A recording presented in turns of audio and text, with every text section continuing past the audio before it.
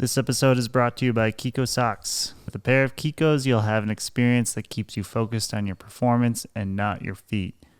Use our coupon code POD15 for 15% off your order at kikosocks.com. Welcome to Season 2 of Pod Practice, where Mama Bird alumni Quinn Feiner, Mikey Lund, and myself, Alex Atkins, talk about Ultimate from the perspective of players and coaches. We want to engage with you, so please reach out. Say hi, ask a question, give some feedback. We look forward to talking with you. To reach out, follow us on Instagram or YouTube at podpractice_pod. Listen on Spotify at podpractice or email us at show@podpracticepod.com. I hope you enjoy this episode.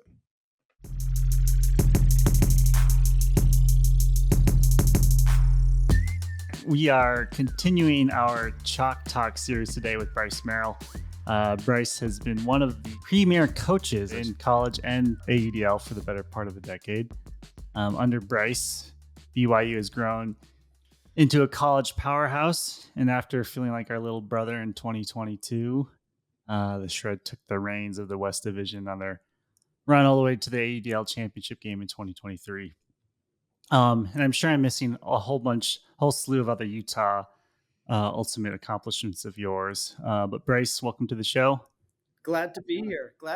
I need y'all to know, though, it started in Texas. So, I've got 98% Utah on the resume, but my first coaching gig was a bunch of high school kids that got assigned to me in a city league in Grapevine. And then right? I ended up coaching them in the spring high school, season. So 98% Utah, but I got to shout out to the Flower Mound Ultimate Club that got me my start. All right. Well, go ahead. Any players from that team still playing that you know of, anything like that? A bunch of them ended up playing Public Enemy for a lot of years. Wow. And in fact, y'all know Andrew Watson. He might be out y'all's way. He plays with Johnny Encore, which made me feel old when the high school kids started playing Masters. I got real old. But I think he's made his way out there. He played for Dallas Legion. So there's a couple of them still playing right now. That's the neighboring town to where Saeed and Omar grew up. My roommates in South Lake. Flower Mound was like the next town over. So the 6 kids that got assigned to this random high school team are actually from South Lake Carroll and went to South Lake Carroll High School and were kind enough to ask for me to coach. So shout out to the South Lake Carroll Dragons, going way back. The Dragons, I love that. There you go. Yeah, that's right. The Dragons. Speaking of feeling old, I don't know Andrew Watson, and I played for Encore for a long, long time. But I'm so old now that I'm on the Grandmasters team. We did not overlap. Johnny Walker now. There you go. Yeah, that's right. But that does segue well into your overview. Can you tell us a little bit about your history in Ultimate and how you made your way into the coaching scene and all of Utah Ultimate? Yeah. And it's, looking back now, it feels pretty linear. But, just at the time, it's just been about coaching or playing wherever was sort of available and needed. And, I don't think I ever had like formal plans of, do this to get ready for this. Really just I've enjoyed coaching and playing for as long as I can remember. But founded on the quad my freshman year at BYU and played for BYU for a couple of years. And, I don't know what y'all's college experience was. I played like 4 years and I still didn't understand what the series was or what club or college ultimate. I knew I had to send a check to be allowed to play in certain tournaments to have a membership. And so I had no idea really what any of it was other than and I think looking back now, like we were going to some club off-season tournaments or college tournaments. We had no idea, just whatever was within a 10-hour drive and inexpensive, we'd go and play for the Saturday and call it good. So that was really, I not until I moved back to Dallas after BYU did I actually learn about USA Ultimate and the structure and all of that. And so that was, I think I moved to Dallas in 2008, spent some time with the South Lake Carroll kids and the Flower Mound Ultimate Club doing that. But, while I was doing that, I was just playing city. The guy had gone out for a couple of club teams and just wasn't feeling it. And Dallas is a big metroplex. You have to drive a lot. And I think I was just content to kick. In fact, I thought Ultimate was in my future at that point. But then moved back to Utah in 2010 and had a lot of friends on the women's BYU team. They're like, hey, you should come coach us. And I was like, yeah, that sounds way fun. And so started with the BYU women's team in 2010. Really enjoyed it. And that's where I think I first got into like, oh, like there's different offenses and we can really look at this and running drills and practices. Switched over to the men's team in 2012 and was there from 2012 to 2022 at BYU. And first few years, you're bouncing back and forth between B team tournaments and club off-season tournaments. I know like Mama Bird used to always send a team down to New Year's Fest to play in the club division because they didn't want it on the same, and so it's like we didn't really care and know anything. And we just wanted to play and play close and play cheap. And then 2015, 16, we started to really look at, trying to do the college season and, participate in rankings and all of that. Meanwhile, I started to captain for the Utah Powder Hogs, which was like our first sort of unified Utah club team. So I think I was there 13, 14, 15, 16, something like that. And I actually got like I had a captain on that team who played for Bob Krier and who played for Bravo and had like introduced some of the like the organization of how to build a team, how to do fundamentals and roll out offensive principles. And so, the Bob Krier effect snuck over one state to the West. And I still have like all of the PowerPoints. And I hope I'm not getting Chris Watkins in trouble, but like he shared all of them. And I was like, this is so much information. This is unreal. And so like it totally changed everything that I understood. And so I was taking all of this back to BYU and building our practices out. And am I Krier? Krier. It is Krier. Krier. It is See, Krier. I only had PowerPoints. I never talked to them. I'm reading. That's all I got. So did that. Started coaching women's club in 2017. That was really some of my favorite years of coaching was the Elevate Women's Club team. So it was with them from 17 to 19. That's how I got involved with the Utah Wild out of the WUL in 2019 leading into the 2020 season. Obviously didn't happen. And so I coached the Utah Wild at the Winter Cup in end of 21. So that was the only time I got to coach them, but loved the Wild athletes, loved the Wild organization. I mean, they just do such an incredible job and they're a very good, partner for us as the Shred.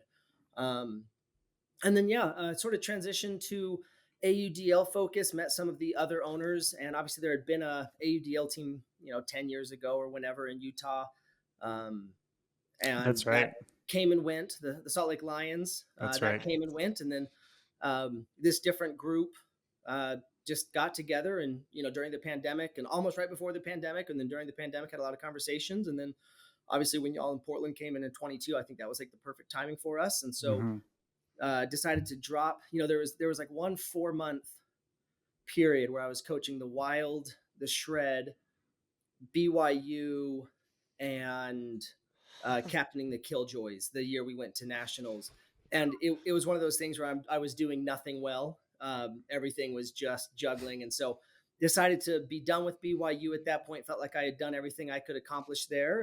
And luckily the Shred was coming on.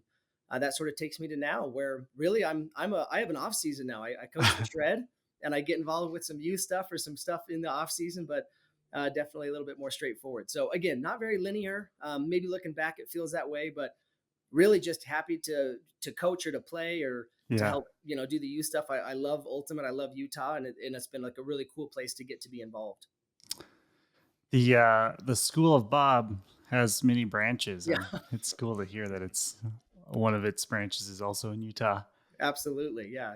Incredible stuff. And I've heard y'all talk about them and the way Chris Watkins played for him before Powder Hogs. And he was probably 35 when he was captaining with us 10 years ago. So I don't know when he would have played Bravo, but spoke so highly of the system and the organization and how it borrows from U.S. soccer. And I mean, it still works. It's still relevant, which tells you how good it is if it's had 20 years of longevity.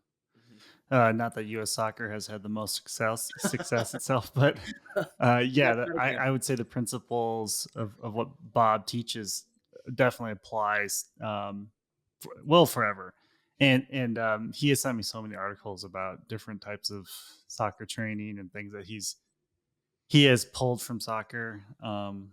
These guys know that he has a warm-up called Soccer Style, which may not be their favorite warm-up, but there's many. I actually really like that warm-up. You like that one? Yeah, okay. I love that. I won't speak for you guys then. I do not. You can speak for me, Mike. I do not like it. And I think I could maybe take a lesson from you. Something that you said, I was doing none of them well.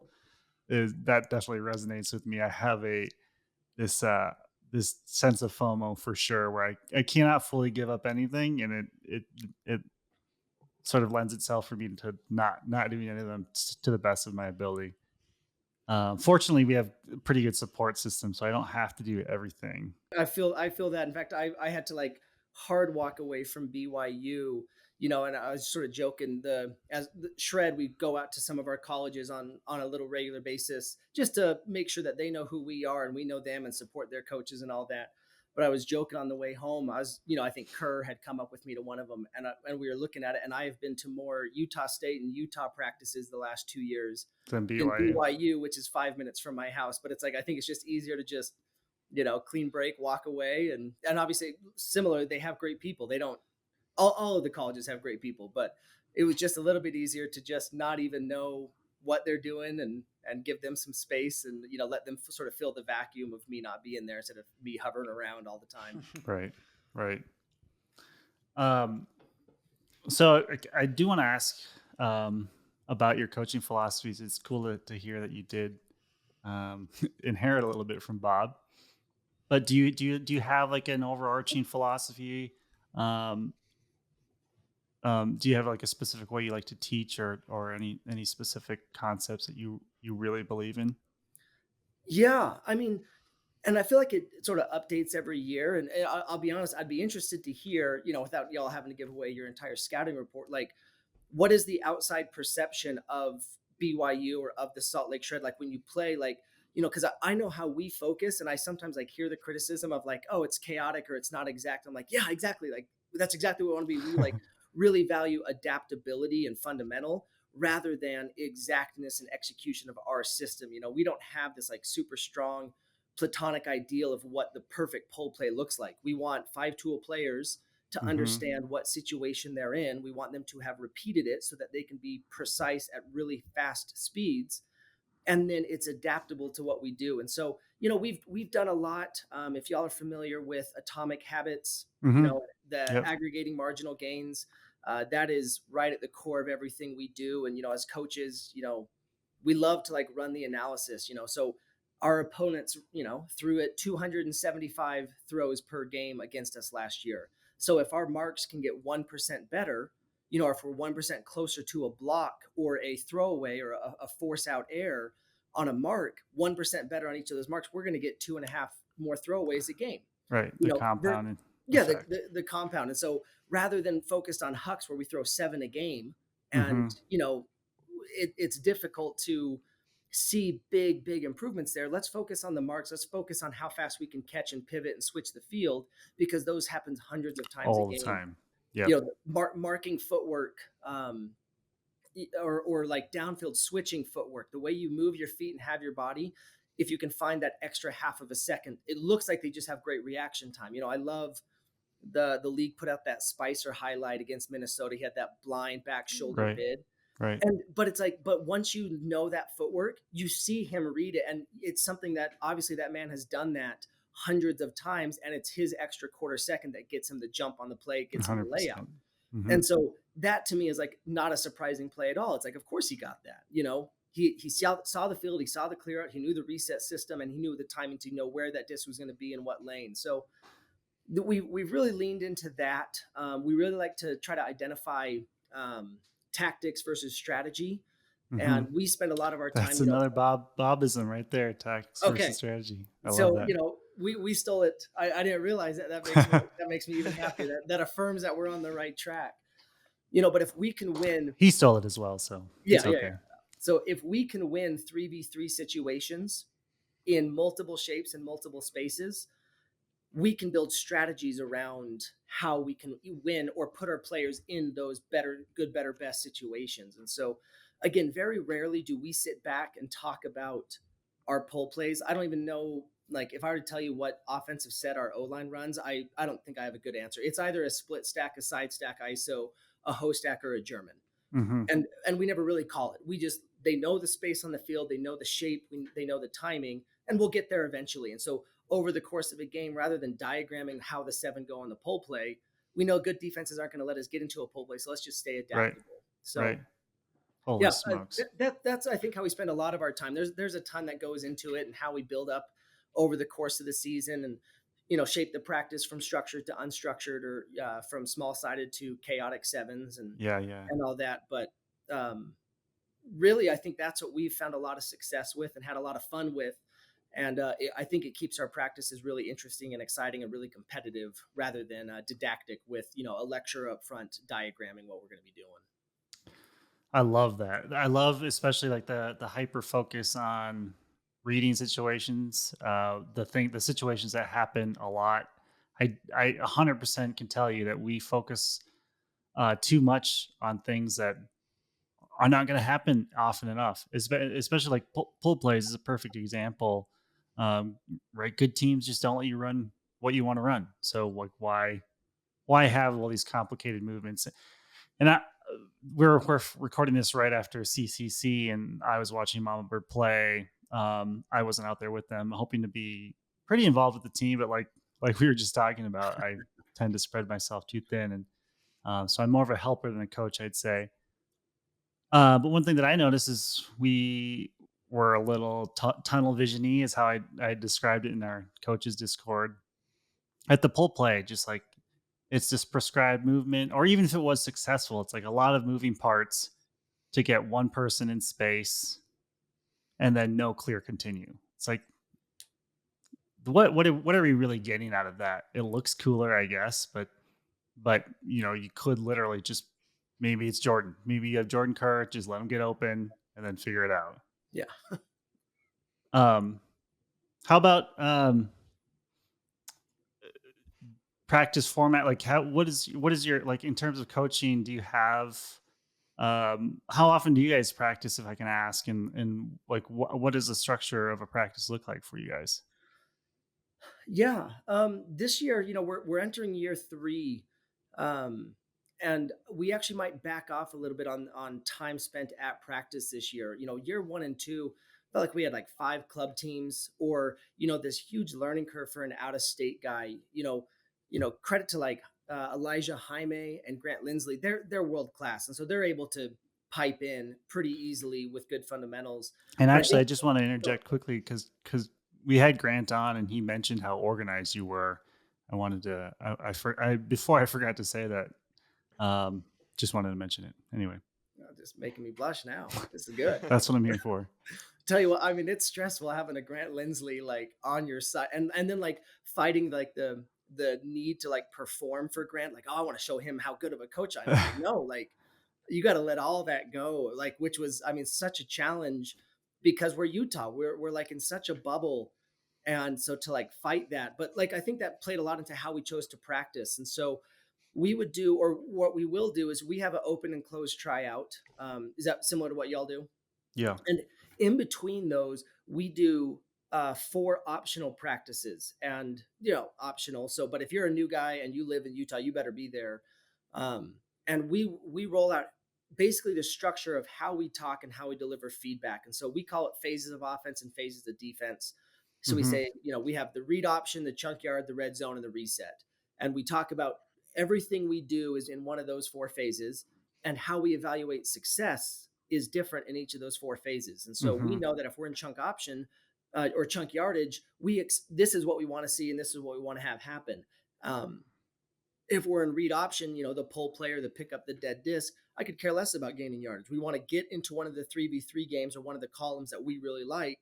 And then we can turn it into chunk yard. We can cash in on it. And so if you're trying to make something chunky yardy happen during read option, you're maybe not trying to go after the right things. And so we roll that, and we have it on defense as well, of, what we're trying to do and take away. And so those practices are basically just to get the vocabulary and let them know how we assess success in each situation. I love that. I love these optional practices. That's so good. It gives people such a better opportunity to make that leap and understand. And another, go ahead, Kins. Well, I love that. I also love the like 4, yes, whatever you want to call it, like ways you've broken Phases. up the offense, phases that you've broken up the offense, because like you said, I mean, it's funny you mentioned this about the having less strict, rigid systems and this kind of stuff, because we've been talking about that a lot recently, and just how I think it's, it can pigeonhole you and focus you on things that, you're not going to see. And I would love, and it's difficult to create, but I would love to have, a team of players that are able to read situations and then problem solve on their own. But I love the fact that you have these like different, and as soon as you say them, they make so much sense, It does. which is really fun. And I love thinking about that too, because just like almost like different patterns you want to be seeing, when you recognize a different situation. And I think that's such a beautiful concept for like a team to have, and know that like it gives you the freedom while like you understand what situation you're in and what you're trying to create as a team. So I think that's really cool, Coach. I love that. I can think of a very specific example for us when we run like certain handler motions and give goes based on how the defense is playing. But to me, it should change based on what the offensive phase is, because we give less freedom in certain situations, but we actually haven't had a good mechanism of delineating when those times are. So I might be stealing that one from you. Thank you, go. Bryce. Stolen. Consider it stolen. We I think that brings like the math to like 10-1 based off of what we've stolen from Colorado. So we can send one back to y'all. Yeah, we're bringing it back to even. You guys got the Bob stuff. We're taking the phases of offense thing. I do really like that. It resonates really a lot good. with me. And one of the things that we try to stress is like, as we're adding all these tools, we want to take our feedback or correction loop down to like 7 seconds on the sideline. Like y'all have been on that AUDL sideline, like the minute and a half off for the O-line. So if I have to get out there with 7 discs and diagram a flow and like set up a play, like there's no time for that. You just don't have that. And even the halftime, like I get a chance to fix maybe one schematic thing. And so if I'm only making an adjustment once an hour in a game, we don't stand a chance. And so what it allows us is to say, hey, we're running that host stack. We're having to go back to a read option play every other throw. That means our chunk yardage is off. Let's make sure that we're hitting cutter continuation better. Like, and now all of a sudden, rather than diagramming the play or like trying to guess what my what is Sean Cannell thinking and what does he need from me? Right. Instead, we diagnose where and what to be thinking about. And so it like the emphasis is on the shape or on the continuity or on the speed rather than on, this particular, and maybe we can even just, hey, their marking scheme is this, your reset's we're going to want to challenge the resets like that. So I would say my favorite takeaway from it is that our players are able to talk very, very quickly to each other 100%. in a real time situation to make the adjustment without having to diagram, even our resets. This is probably my favorite thing. And I know it's been like independently developed by other teams in other places, but we also developed it here. And so it feels very much ours.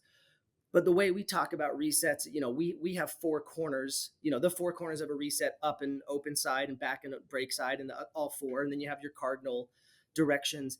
And then we have like a 3-step check down. Are we using shown space? Are we running the primary cut? Are we looking for secondary and clear cuts?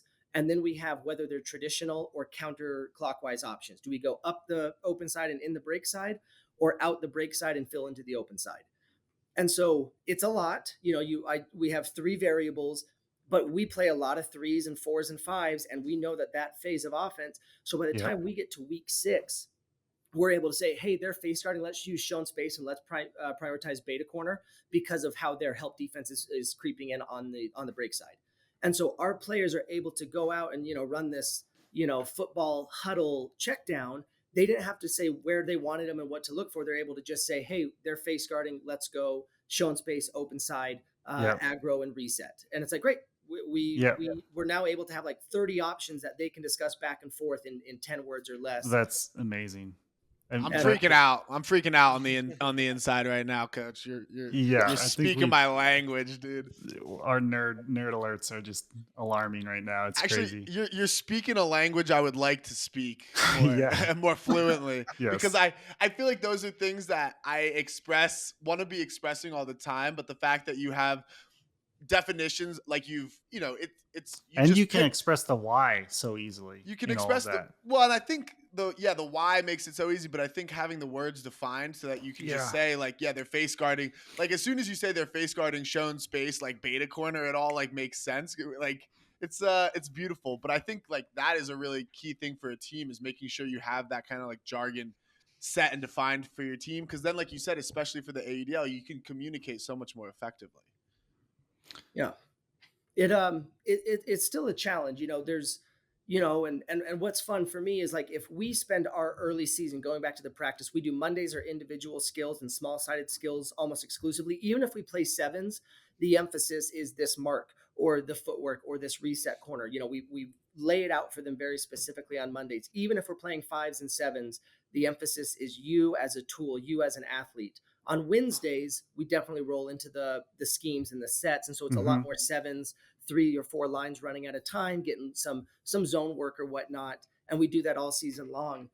But once we capture that like useful 5-tool skill set, it's really fun for us to then adjust the schemes. Like we can spend very little time rolling in a scheme with those fundamentals in mind. And so we have we have a full document, a full spreadsheet of hundreds of fundamentals and skills that lead towards these small-sided situations, lead towards these tactics that we can then, sort of glue together in a strategy. And so, y'all and Minnesota run a similar marking scheme where it's sort of a forced middle, sort of a forced reset.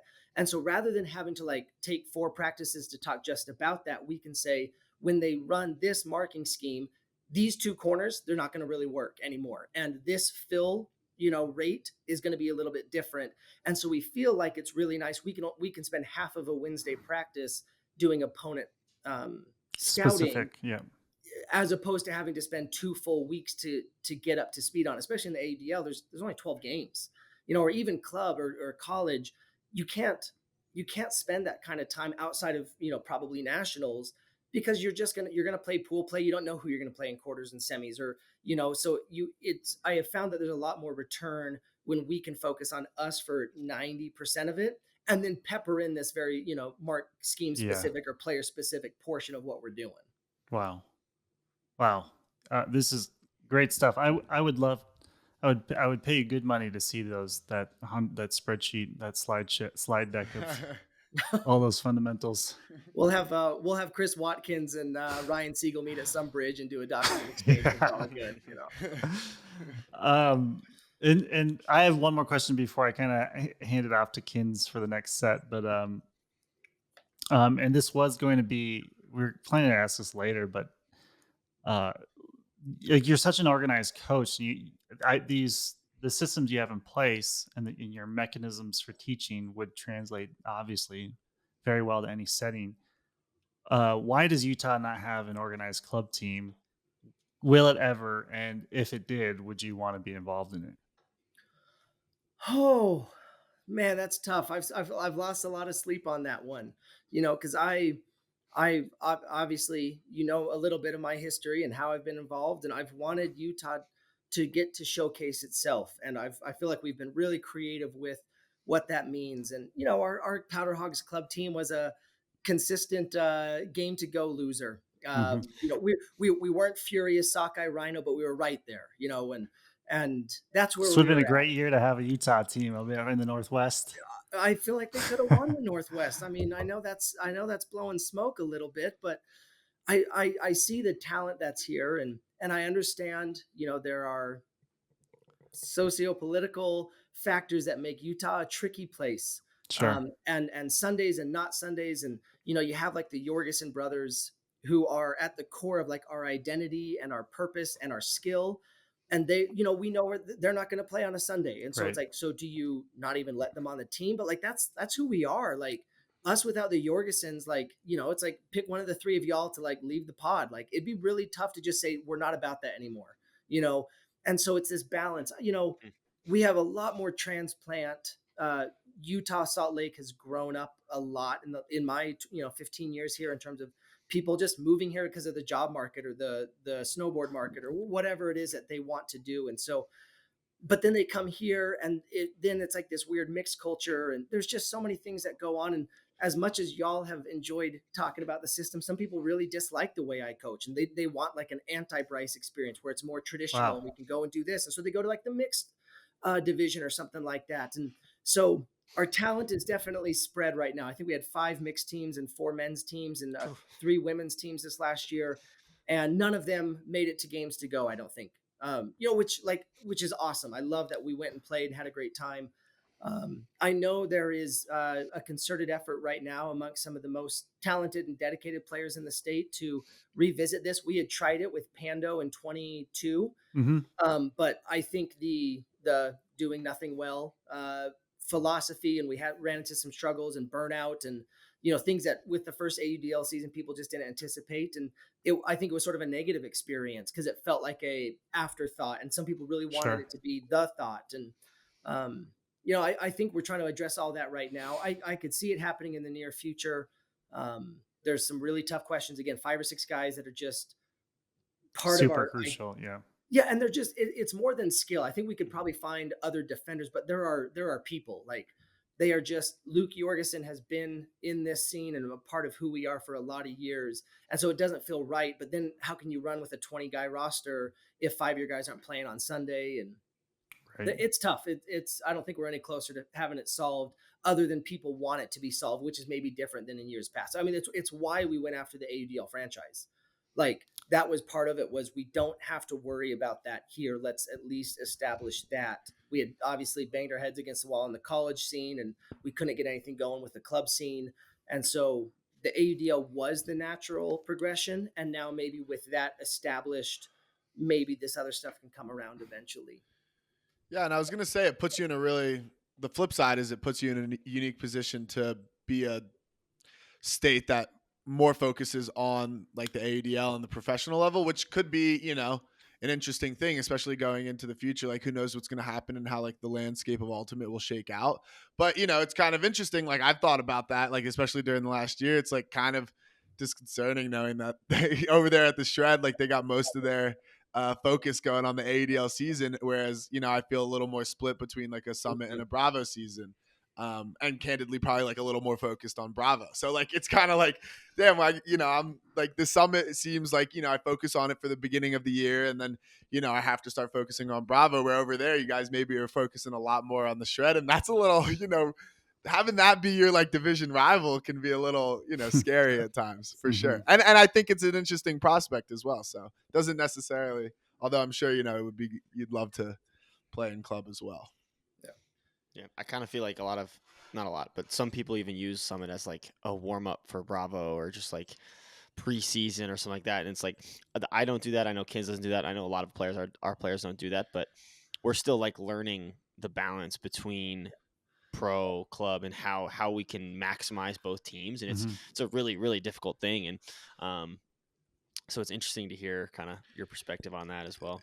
Yeah, and it's so new that like, especially like, just having played the club format for so long, like that still feels more important to me for some reason. Like going to like nationals will still feel like more important than like a championship weekend still. And so it is definitely, I was thinking about that a lot last year, especially after a couple of losses. Like, is this going to get any better? Is this just going to like, is this gap going to just keep growing because they're over there focusing entirely on the Shred and they're already so good. So it's really interesting. Before I have some other questions, but before I jump into those, I wanted to ask specifically, you mentioned earlier, like, what's the scouting report? I feel like for me personally, I think of like athletic, fast paced, like that's when I'm going to play. I'm thinking I'm going to get like, there's going to be guys like on me a little bit closer, more like than normal. It's not going to be, I think actually this year you guys were a lot more like heads up as defenders than I had previously thought of going into like playing you guys, but I still feel, more pressured in like a reset space or downfield than I do against like a team that is going to be like playing like a poachy set against us and just trying to like pick up everything in the lane. Like I feel more pressured. And that even goes to on the mark. I mean, talking to you talking about it earlier, you guys work on your mark a lot. And I think that also, you feel that. So just like a lot more pressure, especially defensively from like athletic defenders. And so I wanted to ask, like, do you guys have prescribed like workout plan that you give your players, or are these guys just like you just happen to like? Is it part of your selection process? You want athletic players, or is this something that you're like making people more athletic, and maybe they're lifting more as they get onto this team? Yeah. I mean, I think we do benefit a little bit from like some of these families. Like, and I know it's a little ridiculous, but like we feel like we got good bloodlines right now in the Utah Ultimate scene. Like Cache Valley, so Logan, Utah State is sort of North Utah, and it's like a small dairy farm, not small anymore, but like a dairy farm community. And the people that they are producing up there are, it's just like this like athlete stock. And so, we've got like the Hoffman bros who are, Ben setting like high jump records at the collegiate level, and then he quits that to come play shred. We're like, this is great news. So we can't take all of the credit for the workout plan. There's obviously some of that, and one of the Hoffman brother, or no, I think John, I'm gonna mess this up now, sorry y'all, but I think Johnny just married a Jorgensen sister. Uh-oh. And and you've got like the Porter Oiler are cousins of, and it's like it's just very cool to see like up there was like a D1 culture to Frisbee. They've got 17 high school teams in Logan City alone, which is a city of like 70,000 people. And they have 17 high school teams in there because like Ultimate's cool. It's cool to just like work Ultimate and play Ultimate. So we have that going for us, which helps. There's a couple other programs along the sort of the Wasatch Front that have maybe similar vibes. Lone Peak has been there. Timpview has been there at that level as some of the high schools up north. But part of it is that, and then we're very grateful. Own It Fitness is has run fitness programming for my teams. Keon Arshad is a trainer. He and I were in the same church congregation years ago, and I brought him on to BYU.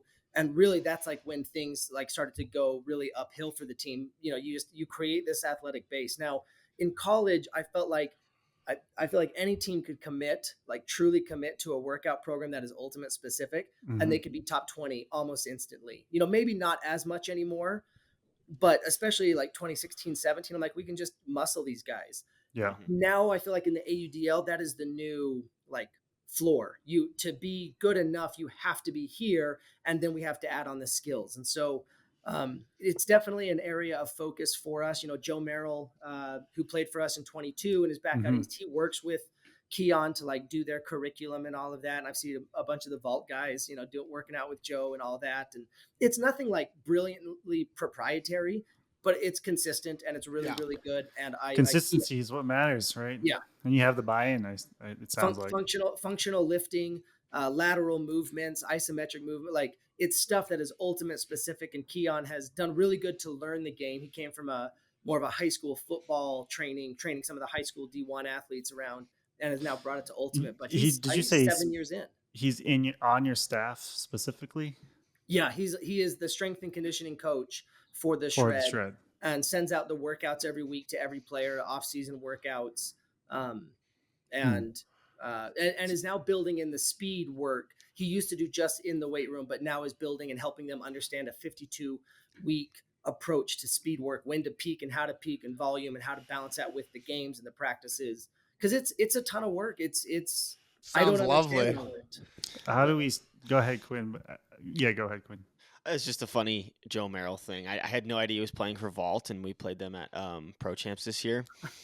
And like first point, I get out there and I'm just like, going and like about to initiate the first cut, and he like comes and marks me, and I look at him like what are you doing on this team? Like, why are you playing for this team? And then of course, like every single time we turned it, he would just sprint deep, and I was just like, oh my, why is he playing for this team right now? I hate this.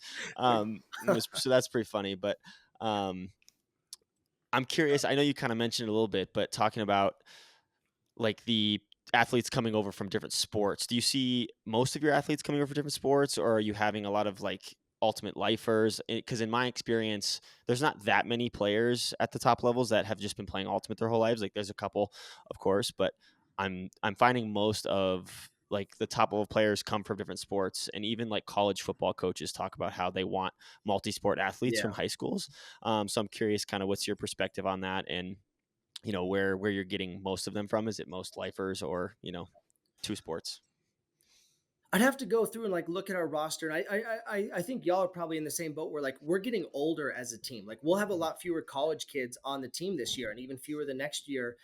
And I think as we age to like the next generation, whenever we start to kick off, like our old people are only like 26, 27 right now. So it's going to be a few more years, but my guess is the next generation would have 5 more years of ultimate experience before they get to us. But what's cool is that swap is happening at the high school level. And so they're playing high school football in the fall and then Frisbee in the spring. And so they're like an ultimate lifer, but they're not someone who like dedicates starting at age 10 and they're all in. They're multi-sport athletes. And I don't know what y'all see out there. And maybe it's Mormon or LDS culture here, but like we really value. What is LDS? The Church of Jesus Christ of Latter-day Saints. Oh, okay. So the Mormon church or LDS church. Got it. But there's a big premium or emphasis on well-roundedness. And so, you're going to have a lot of these kids that are playing piano and they're in their scholastic something and they're encouraged to do a couple of sports. And then they've got some random, wood carving or equestrian or whatever. Yeah. And I think that is like a huge value to our Utah culture of like, it's okay to play ultimate and basketball. We love that. Like, please keep doing that. And we'll have an emphasis on quality when you do play ultimate rather than endless city leagues and endless year round, whatever. It's like, no, come play the high school season, but like have the reps be really, really good. And then we can't wait for you to go do football and basketball and soccer in the spring or something like that. Yeah. I really think that's ideal. A lot of like ultimate lifers that I see, like some of them turn into really funky athletes because they're just playing Frisbee. So I'm just like that, like, you just don't like, doesn't look like it move, like you move well. And when we see like high school football players or basketball players, like that's where you really get like really, really solid players, in my opinion. Yeah. And the value, like their throws probably will never be as good as the ultimate lifers, but going back to that aggregation of marginal gains, someone with good hip fluidity is going to benefit our team 10 times as much as someone who can add that extra little bend to their flick or whatever. It's like, I need hip fluidity every single point. Every once in a while, that cool throw comes into play, and I take. Hey, whoa, wait, whoa, watch I mean, that. imagine having an athlete who can't keep his shoulders healthy, but he's got these massive bendy flicks. It's the knees. It's the knees and the shoulders. Kins, did you play any other sports? I mean, I played them all growing up. But like, you're kind of an ultimate lifer. Did you play them organized, Kins? But it's yeah. I stopped playing most of them in high school. Not making the 8th grade basketball team put an end to that career, unfortunately. Yeah, that was a tough one to bounce back from. I was in my awkward growing up stage, hitting my growth spurt at that point. Would have been a mean high school basketball player, I think. But yeah, I played them all growing up, and then slowly in high school focused more on ultimate. Yeah. I was gonna say though, I'll be looking out for that Hoffman Jorgensen kid in like 20 years, just wrecking the scene, dude. just why recruit when you can just build them? Just making them over there. Just drinking milk and making babies, man. Like what are we? That's all. I mean, that's all it takes, I guess. That's the secret. Simple game. It's a simple game. We're playing the long game. Yeah, you want to teach all these things, but that's what it boils down to at the end of the day.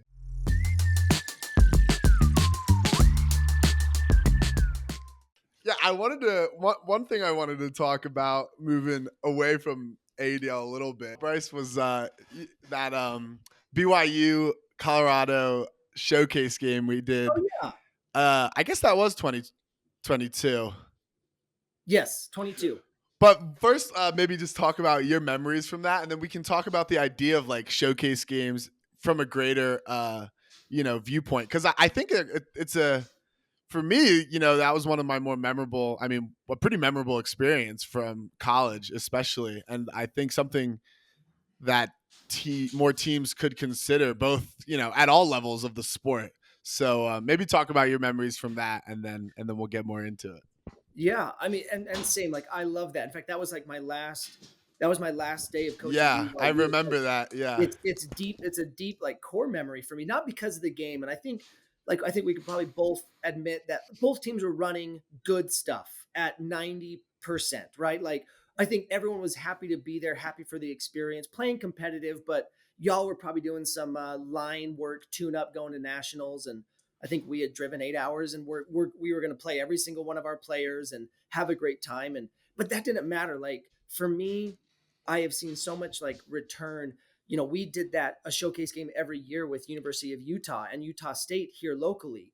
And it's probably going to become a better and better game, but there for a while, it was a little lopsided for the liking of the fans. But we'd get 800, 1,000 people out, put it in a high school stadium, and let them watch Ultimate. Everyone brought their friends, brought their roommates.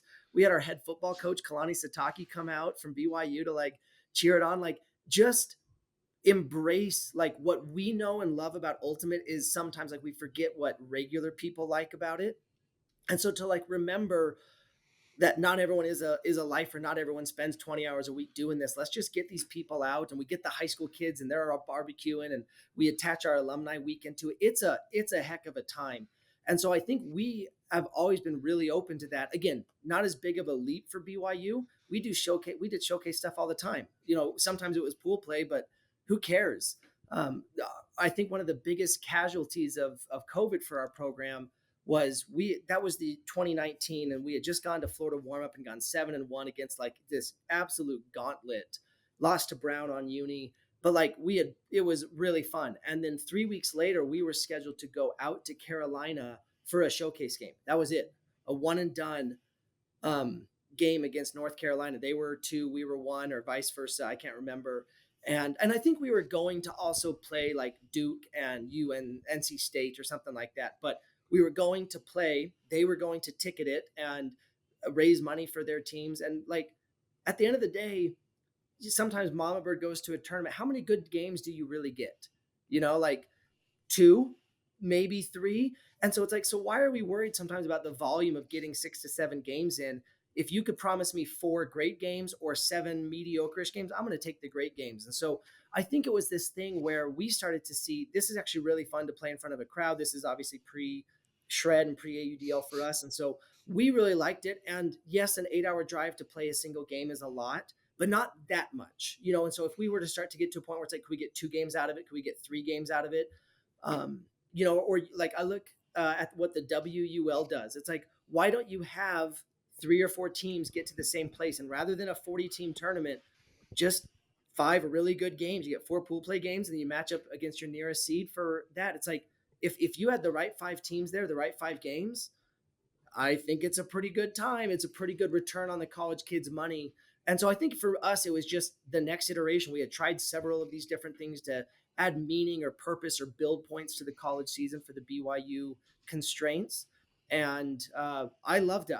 I don't think they did one this last year, right? No, they didn't.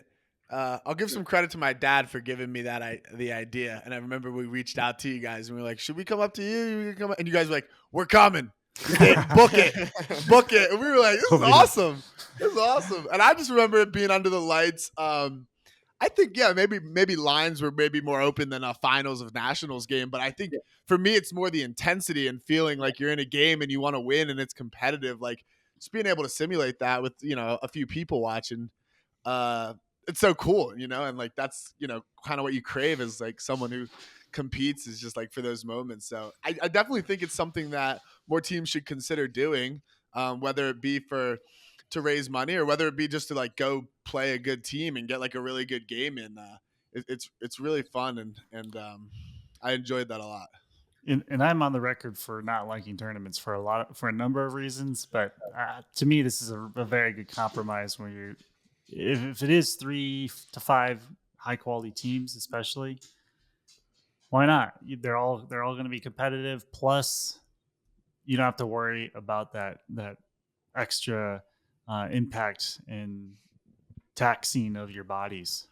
Yeah, those ACL injuries are just exponential in game 6 and 7. Mm-hmm. Yeah, there's a lot that goes into it. And I remember, one of my good friends and BYU women's coach Kendra plays for Molly, and talking about she's great. Seeing some of those lead points, it's like they're starting to simulate. It's like no matter what, that semis is on a Saturday night under the lights. Get those reps now as part of your nationals prep. And it's like, and how fun is that for everyone to get, come out from the community and support them, do a little fundraising, but those reps count. And, not wanting to lose under the lights in front of people is like an added layer of the game. And like you said, just do it. Go your nearest college team or, your nearest top 25 rival, make it happen. Cause it is a good time. We had recruits, we had kids that were juniors and seniors there.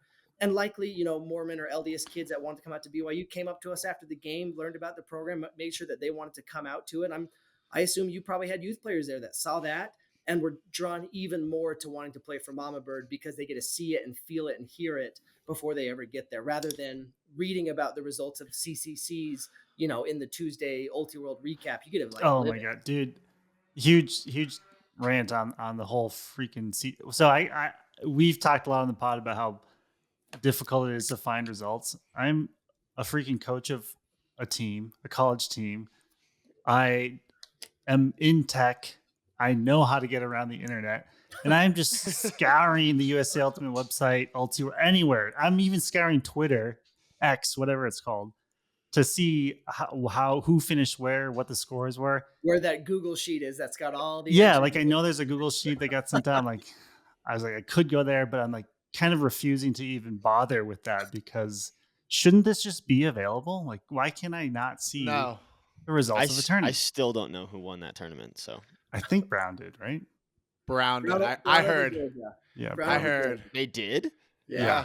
I was surprised. And Georgia smacked us in the semis. I saw that, but we smacked Brown. Did not look good when they were playing Bird. I'd say that much. Yeah. They get better as the tournament goes on. Let me tell you. Anyway, starting to interrupt Bryce. You probably forgot. I forgot where you were.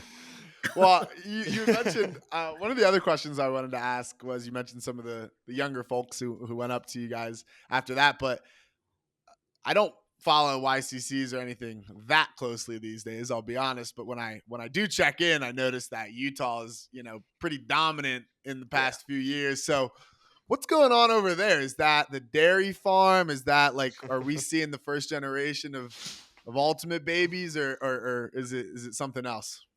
D, all of the above. I mean, you have all of those high schools up in Logan playing, and they're producing these athletes. Shout out to the coaches, guys that I currently coach, Jacob and Jordan and Braden and Huff. They're deep into the YCC world, and many others who I don't coach as well. Joe Strong and Dave Hoffman, the Hoffman's dad. Like, there's just people that are really dedicated to it. Eric Holt has been the coach, I think, for all of the boys U20 championship teams. And they're just running really good ultimate. And they're doing it with, like I said, multi-sport athletes who are coming over. So these kids are very fit and very talented. And then they've just put it together, and I think they've won both the last high school national invites on the boys side, plus both of YCC's. And then the girls team has been semis or better. And then I think they had 2 teams in semis of HSNI. I can't be sure, but it's happening both boys and girls. They're well-coached programs. And I think Utah, with its structural limitations to club and college, is not about to drop off. We're not like a flash in the pan. I think it's something where you're just going to see this volume increase by 100 players on the boys side and maybe 30 players on the girls side that are at that next level where they're able to make a WUL or a nationals level team, an AUDL team. And so again, for us, it gets a lot trickier because that cutoff is going to be a lot more convoluted of who makes the team and who doesn't, or trying to explain to them, it's okay to not make the AUDL team until you're done with college. Like that, you haven't failed. Back then, 2 years ago, back in 22, that would have maybe meant you were never going to make the team again. But maybe now you have to wait for Jacob and Jordan and Luke to start to age out before you can take a spot, or maybe we kick out Kerr, at 27, send him out to pasture because he's going to get replaced by all these 18-year-olds. There's kick no him out to Chicago. Get over there, buddy. Just move. I remember this also adding to my loss of sleep when I thought of the fact that one, Utah might be focusing more on ADL than we are, and 2, the fact that their youth is just exploding right now. So it seemingly is only. It makes me a little nervous too. and I don't like losing. So I'm just, thinking about that and the future going forward. It seems like it's going to be, but it also is exciting because the challenge is very promising. And I'm looking forward to trying to overcome it for many years now. And from the coach's perspective, hopefully our players and young players in college and club can take this to heart too, right? Because you guys should be out there coaching in the Colorado scene. If you want us to be sustainable and keep up with the Utahs and the North Carolinas, we might have to start thinking about that. And that was something I think Nutt said too, is like, you think you go and coach YCCs and it's going to, a lot of things take a long time to come to fruition, but you go coach a YCC team when you're 22, you're probably going to be playing with a few of those kids when you're 28 and in your prime, and they may just be helping you win a national championship or a AUDL championship. So it is pretty interesting to see that side of it. Kendra might be the best example at that. I don't. And have y'all met Kendra before? I've never met her. Watched her play a lot. She's married to Jacob Miller on the Shred. Another ultimate power couple. And she coached the BYU women's team when I was coaching the men's team, and just one of those people that I was just absorbing everything I could. She was a D1 track athlete, and like she structured her I came in with my system and my check sheets, and I knew exactly how I was going to run tryouts. And she comes in, she goes, no, I just like to do stuff that doesn't require almost any disc skills the first couple of weeks so that athletes feel confident and the athletes stick around. And I'm like, oh my goodness, I'm sitting here brainiacking our athletes out of the picture because they don't want to feel stupid. Wow. Especially when they're getting beat by some dweeb that's played more Frisbee. I'm turning away the exact people I want to be building up. And it's like, I stole that from her as quick as I could, but she coaches the U20 girls team, and she's incredible. She's unbelievable. She's playing Molly as a travel player. She's coaching BYU, plays for the Wild. And, it's just one of those things where I, A, don't know how she does it, and B, she doesn't get like the level of credit she deserves because she's one of those people that is just doing the work at so many levels. And whether or not people like recognize it, like she is going to like have planted these seeds that will, like you said, benefit for the next 10 to 15 years. Yeah. She will have them on her WUL teams, or she will be bringing the best of them out to Molly with her, or whatever it takes. I mean, it's incredible to watch her and to like be in the sidelines watching her start to get the return with her, incoming freshmen at BYU who have now played for her for 2 years and are really good. It's something else. She's something else. That's awesome. You need to have Kendra on, apparently. Yeah. Cut this one short. Get her on the phone. You're going to be a lot better off. Yeah.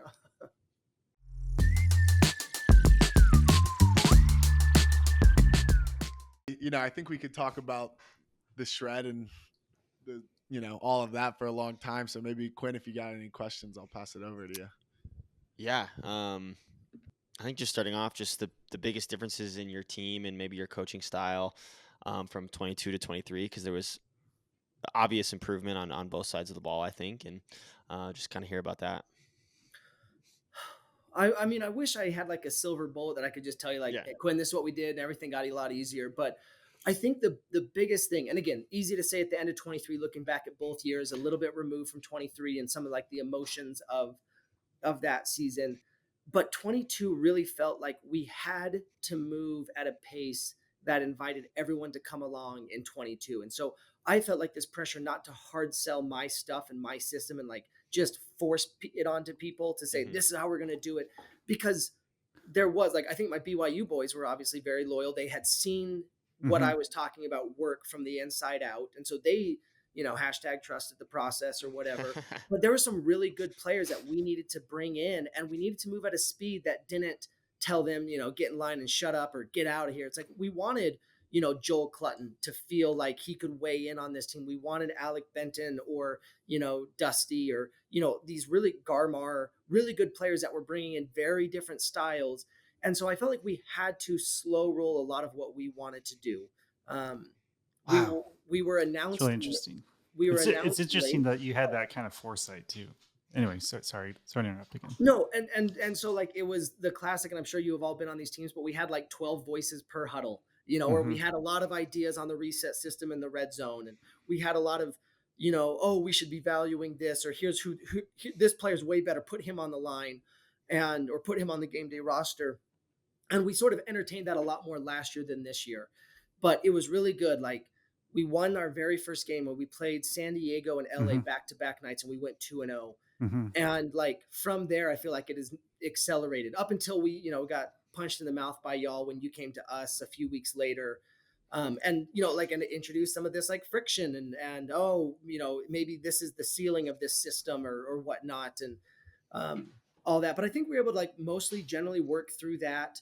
And then this last year, like we had our first off season. And that was, to me, was like the biggest thing. And so rather than thinking, oh, year 2, we have twice as much experience, we had year 1, off season, preseason. We had 20 people that knew the system rather than 10 people that knew the system. And so all through that preseason, we were able to roll them along. We went from 1 practice to 2 practice. We were 18 months into the lifting program, which is when you really start to see the gains anyways. And so it felt like one of those things that at the beginning of year 1, I knew that year 2 would feel a lot better. It took us a little bit to get there. A lot of the system was the same. We changed our red zone set, compliments of y'all, because we knew our isolation red zone sets were not going to work against your sort of FM slot down, skinny up stuff. So we changed some of that. We adapted a little bit of our defensive schemes to have a couple more flavors, maybe of stuff that I was not as confident of. I got a great assistant coach in Eric, and he really liked it. And I liked it enough to say the change of pace or the variety is going to be good for us, even if I don't think that's going to yield us the results we want. And he was right, and helped out. Yeah, you had the highest, what is it, the O-line conversion percentage, I think is what it stands for. Second highest, O-line conversion rate, and second highest red zone efficiency last year, I think, as well. So yeah, we've had a really fun balance in that red zone. And again, I love it. Like, Jay Mills and Kerr are just 2 of my guys. Like, I've coached them now for 7 or 8 years, and they are, maybe a relationship not unlike you two being on a pod with Mike, where it's like you do talk shop, and they're always quick to like call me out or to push back really hard if they don't like something, and they have permission to do that. We've had enough reps together that they can lip off a little bit, and I'm not going to lose my cool on them too much. But they pushed back. They hated what we started calling spread zone, because we had changed the angles and shapes and felt like it was more of a spread offense in the red zone. And so they hated it. And we did it for a couple of practices and totally out. Jay Mills was like, could not have been more out on what I was rolling out. But then eventually, we got there. And then I think we had, it was one of like our early away games. It might've been the Portland game where we almost lost. But like they found it. And so as Portland, which is a really good team, I know their record is always a little funky, but they've got some really good players on that Depends team. on who's rostered. Sure. Depends on who shows up. Yeah. Twice we've had to play them early in the season. I got to start scheduling those games for week 13 Seriously, and 14. That's smart. But like they got the feedback that, oh, this helps us have more options. Even if it clogs up some of our options, the sustainability of this set is worth the trade-off of maybe having to maintain it a little bit more, And so it's like, once we got them there, it sort of came around and all that. So there was a couple of like technical things that I think went better in 23 than 22, but really I think it's that we had an off season and a preseason. We had more buy-in, people that didn't have buy-in to the system left the team, and more power to them. Like, kudos, you're an amazing player. You're going to play great elsewhere, or not play, be done with whatever it is. And that's even like harsh. I don't think they didn't have buy-in. I think they wanted to play in a different environment, which again, I have no qualms with. They're amazing players. And so the people that were left in year 2, they knew exactly what they were getting into. They could understand and anticipate the rhythm and the demands and how we talked about success. And I think it just came together. The final caveat to that, and I've said this before, we were really, really close to being 4-4 at the 8-game mark of the season when we were 8-0. We had a 5-point comeback against Portland. We had 2 1-point games with y'all. We had an overtime game with Oakland. And so which is why I love the AUDL. There's this narrative that we ran away with the West and it was everything building towards New York. It's like, man, we were really close to fighting for 3rd place in the playoffs against New York at home. And I love that. Like, that to me, that was us instead. Yes, exactly. And like, if you look at two possessions of our games that make it go the other way, and the narrative would have been totally different, which I think is healthy. Like, I'm stoked that LA and Oakland and y'all and us, and even Portland, Seattle, and San Diego. It's like there's no like bad teams or bad programs, which makes it exciting to me. That's really nice of you to say, Yeah, Coach. nice of you to say. That's super thoughtful of everyone. I hear what you're saying, though. I just don't know. But Yeah. San Diego won for a lot of years, and Seattle still has like history and culture, and maybe They do. And a good fan Sockeye experience, is going too. to turn things around. I don't know. And San Diego coming in clutch with that end of Let's go. season. Let's go. I've never been more excited watching another AUDL game. Seriously. I don't think And that then was awesome. And then sadly we squandered the opportunity that they gave us. I love that. Yeah. Yeah. Actually, I think that was the game before that, but it was Oakland, LA was when you guys were also playing New York. I believe That sounds LA right.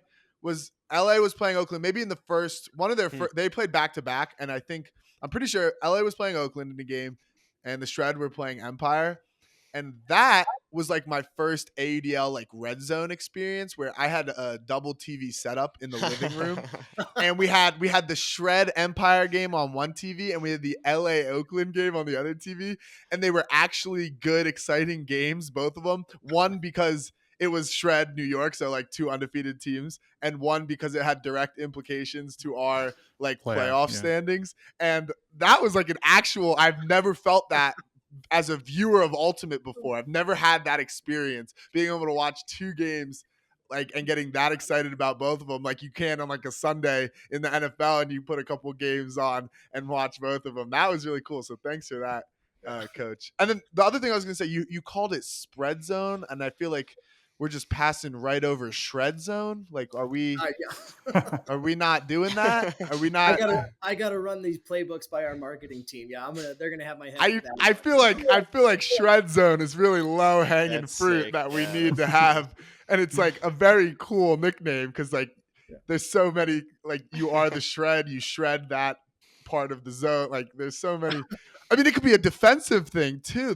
Anyway, sorry. The shred zone, yeah. The shred zone in the red zone. You could run the shred zone in the red zone, and that would be. I'm sorry. All right. No, listening to you talk about like the trusting the process stuff and having an off season stuff it's like very similar for us too. I think we experienced that on Bravo quite a bit. I mean, we had our first couple seasons was TK. Our first season, I think we had a quarters exit at Nationals, close game against Sockeye. They were good, but, we weren't quite there yet. And then we have 25 dudes that have ran this defense for a year now, and it's their second year. And like, we're just seeing the benefits of that, year in, year out. So that's pretty resounding over here as well. But yeah, no, listening, like you were talking about like the scouting report from us, it definitely seemed this past season that watching the offense play, I didn't play a whole lot of defense, but watching the offense play, it seemed more of like a system. Like the first year I would watch and I'm like, what is going on? They're just running but like this year it seemed much more like in place, and same with the D. The D seemed to have much more of a plan in mind when they went out there, and it showed a lot. Yeah, I felt like the marks affected us. Biggest thing I'm curious about is the biggest thing that I noticed personally when I was playing against you guys was the physicality was up there. It was ramped up, way up. Was that purposeful? Was that a product of the team, product of the athletes you had, or was that something that you guys maybe focused on more? Yeah. And I've gotten that feedback for years. I got that. It has to be something about me, because I even like coaching Elevate Women's, we would get that feedback from our opponents regularly. And in BYU. And I think we have gotten a lot better about it, because if we're going to make contact, you make contact early and slow. You prevent them from taking the first step. We're not going to be bidding into people at full speed, those really dumb ones that you, as a coach, you just get so frustrated with. But I think we were comfortable talking about proximity and talking. I don't think we ever coached to say intentional, or I know that we would never say intentionally foul. Let's slow the clock down. Let's give them the 10 yards, but disrupt their play and put them back into read option. Like, we would never do that. But I think one of my biggest takeaways and like watching the ponies and watching, DC and even y'all and Spicer, like, because y'all are a physical team too, and I think you probably lean into that. I imagine you lean into that. If you're a Definitely. team that picks up Noah Coolman, y'all are leaning into Okay. physical. All right. Hang on. Yeah. will Chill not out on Coolman, stand- I'll man. not Dude, stand for the Noah Coolman slander. No, not slander at all. Like, that's exactly it. Like, he knows Yeah. who he is. He knows exactly what kind of defender he is. And he is a really good trash talker. Like, he doesn't get affected by, he's going to be in your ear. And he plays, I have never felt like he's going after our players' knees or anything, but it's like, you embrace this identity. And we know that Ty Wynn is going to hit the deck every single time. And he is so quick that you have to think about that. Like, because what seems open against a Ty Wynn is going to be a different angle, a different lane that you play. And so I think we are comfortable with it, and we are encouraging our people. We like our aerial battles over the top, which means we need to seal off the under with bodies and be ready to take our chances on the plays over the top. And so definitely something where, going into like our phases of defense, we talk about when to lock up and when to just go body to body and play the person, not the lane or not the space, and all of that. It's definitely something we intend to do. I hope we're being perceived as a physical and fair, or a physical and safe team, and not and we've had problems with players in the past that have maybe not earned that individual reputation to say, hey, it's dangerous, it's chaotic, it's unsafe, I don't want to share the field with them. That would not be who we want to become, or even butt up against or be adjacent to. Yeah. And- well, first off, it warms my heart to hear an opposing coach, opposing anybody, talk about Ty Wynn in a positive light. Like, he I don't know if you know his story, but like, he didn't play. He played for the Mom Bird B team for a while, was hurt a lot, never really wanted to play high level Frisbee, it seemed like. And then all of a sudden we took a chance on him last year, and the dude is insane. So it warms my heart, and he's also just an amazing dude. So it warms my heart to hear you talk about him in a positive light. Yeah, unreal. A lot of tape dedicated to Ty, because the That's angles crazy. are so different. The angles so are different than other defenders. You have 3 or 4 guys on that D line that are very good, but they have the same body type, same closing speed, same attack point. It's like, that's just who these guys are. And then there's Ty Wynn. And don't think about them like you would think about these other defenders, because you're going to give one up. In fact, I think he got 2 D non-Ds against us. Great layout bid, tips the disc away, pops right to another player. Yep. And I'm just like, Yeah. Those are the worst. Honestly. And I just wanted to say, I actually like that kind of, like, I don't know, philosophy on physicality, because I think it actually takes a lot of the gray area out of the sport, where, like, if you're going to just, and I think it's actually the case in a lot of sports, but if you're going to let people play and be more physical, where it just becomes a battle of more like, we're both being physical. And so, like, therefore you're not going to get like more like ticky-tacky fouls that you may see in a game that's being called super close, where, like, okay, you're kind of really up on me, obviously applying some pressure, so I apply some pressure. And to me, that just makes it easier to play, because you're allowing more happen. Whereas I find it difficult when you're playing a team, especially like in club, where little amounts of physicality starts to become a foul, because then there's so many things that could potentially be a foul on all of a sudden.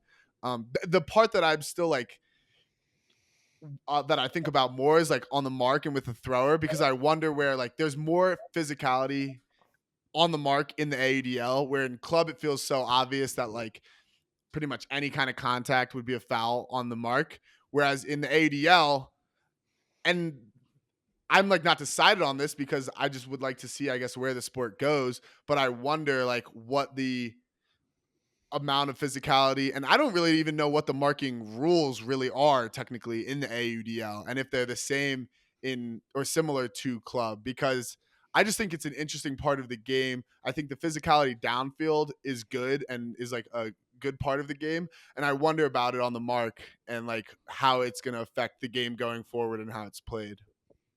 The marking is interesting, because I almost feel like every single team, when they double team, every single team fouls when there's a double team. Like, it happens every game when there's double teams. There's never not a foul, it almost feels like. But so when you're saying, like, it doesn't feel like you guys are intentionally like fouling or intentionally doing any of that stuff, because comparing I'm gonna hate on Oakland I was just gonna, gonna say, because we were all thinking of Oakland. wait, We were all I was thinking too. of them. I was dude, too. I actually have a serious disdain for that team, because they are purposefully fouling, purposefully doing that stuff, and I can tell. But when we play you guys, it's like this is just a team that has an identity and they play hard, and it's a little bit more physical, and it's not like they're purposely trying to do any of this. This is just how they play. As opposed to Oakland, like I never want to play against that team ever again. Of course, we're going to coming up, but like, dude, it's comparing the two. It's night and day. It's not even close. So This actually brings me a question that I would like to pose for you, Bryce, which is, I think personally that there should be maybe more like basketball type rules in the AUDL I for like this. fouling. Like, what kind of stuff do you think? Like, okay, so like in basketball, there's a foul limit, so you get 5, you're out of the game. You get free throws, whereas in the AUDL you get 10 yards. But Who like, cares? for example, the one I think about all the time that to me is would needs an obvious change is like on the end zone, there's no 10 yards. So if the disc is in the middle of the field on the end zone and you foul, there's literally no consequence other than the stall resets. But like, why would you not continue to foul if the disc is centered on the end zone and they're trying to get rid of the disc? Why would you not foul? Okay, you hit their arm as they throw, it's a turnover, but it's a foul. They get it in the same spot. You just keep going. Like, there's nothing to disincentivize that action. And the same in downfield. If the offense is in good flow, and I've also noticed it at the end of quarters with like buzzer beaters and stuff, why not just throw a foul in, let them walk up 10 yards, but now you get to set like foul before foul with 2 seconds left on the clock. Let them walk up 10 yards, but we'll set a double team. And what are you going to do? Like, there's nothing that disincentivizes that. So I think that that's something that should change in the AUDL. What do you think about that? You know, I can't remember if this was discussed or finalized, but I think you'll be allowed to choose where your 10 yards go this year, either forward or towards center, which I like for that, you know, because I hate the double team. I don't care if you're doing the double team from the 20-yard line or the 30-yard line. It's a double team on the trap sideline. So take your chances with a point block. They're still trapped on the sideline. Yeah. I like that you can now choose to just move middle and, you know, That's interesting. Take that away. I think that's a nice adjustment. You know, I don't know if I like basketball in terms of fouling out. I do like the idea of, you know, a hockey hybrid where, you know, Kins was given a yellow card foul. He can't play the next D-line point or something like that. So it's, you know, it's individually assigned to the player that committed the foul. It disincentivizes that because then that player doesn't get a play. Well, that would never happen, but I see what you're saying. Yeah. It's hypothetical. And I think part of it, like, I think we're all learning the game. Like, we're learning. I think we are moving towards a basketball set of rules. It's still safe. I love that we're not calling ticky-tack travels. We got called out on it a couple times at Champ Weekend. I had told my players, like, they're never calling this, and sorry if I'm a cheater, but like when there was a dead disc, you know, you're supposed to like place your foot behind the disc to pick up, you know, so you're supposed to pick up right behind it. And I started to tell my players to step over the disc so that if a double team was coming on, like, instead of setting up right where that mark is going to be, put your body in between the double team on the pickup, have your pivot foot even with their feet. And then you can sort of like swim, move, harden, you know, James Harden your way through the arms, and you're sort of ahead of the double play. That obviously got to them because they called us on it 3 times in a row. Oh, did they? Grant came right over. He goes, "Hey, they're on to you. They've called travel now 3 times." I'm like, okay, well, it was worth a shot, you know. And yeah, but we're figuring they had it the out. good like, crew out there that weekend. They were very good. What are these travel calls? What's worth talking about? What's worth letting them throw through or play through? I really like where the refereed style is at, especially on the mark. You know, it is frustrating when any contact can be called by that thrower. It really puts a lot of like moral pressure on the thrower to be fair. And it feels like some really pivotal Ds can come back. And so I think I'd rather deal with a couple of played through where I thought there could have been a foul. And I've told my team, I've got to figure out like what they need from their coach in those moments.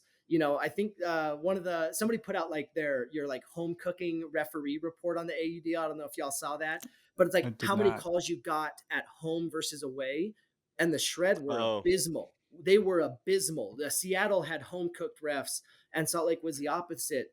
And, it's like, oh, is there a bias against Salt Lake by home? I'm like, no, I think I am not communicating in a way that my referees will listen to a dang word I say, because I'm out there sort of screaming and yelling and, trying that route. And it's like, it's just not effective with the refs. And Interesting. so and that's on me. I think that's there's a more strategic variables to that, adjustment. though, for sure. Mm-hmm. Yeah. And actually, Frito and Hank, I think, have both told me that they've done some studies that home refs, if anyway, tend to lean bias against the home Yeah, team. not to be biased, because we're a lot of our people are hometown referees. They really want to show that they're not doing that. But Right. I am statistically doing a disservice to my team with the way that I'm trying to protest against the refs. So it's like, I've got to figure that out, so I'm not, adding an eighth man against my own people. That's so funny, because a lot of people, like, I like to talk shit to other players and whatnot, but like when I cross the line is when people start talking shit to the refs. I'm like, what do you think we're getting out of this? Like, what the fuck do you think we're gonna get out of like yelling at the observer or the ref? Like, I see the benefit of like chirping another player on the other team and maybe getting them upset. Like, what are you doing if the fucking ref is upset at us now? Like, they win every time. They win every time. Yeah, like. Yeah, when we played you guys at your stadium, the game was called so weird, because I think in the first half you guys got a lot of calls, and then I think we were like upset about it, and then in the second half of the game we got like every single call that was even like travels, like those ticky-tack travels and stuff like that. Were there a bunch of fast counts that game? It was marking fouls. Marking fouls. There were like a bunch crazy. of marking foul calls. Like crazy. Later. Yeah, it was nuts in the second half. But and going back to the like the basketball style fouls, I think there like needs to be different penalties assessed for like certain phases of the game too, because what I've seen a lot happen is getting a foul called like on a deep shot that's not in the end zone. Maybe you're 5-10 yards out and there's a foul called, and then you have to walk the disc up. But now the defense can set. 77. It's now a disservice to the team that got fouled because of the rule. And that happened to us quite a few times this year. I think like we have probably had 4 or 5 turns on deep shots that were outside the end zone that we would have just like throw score.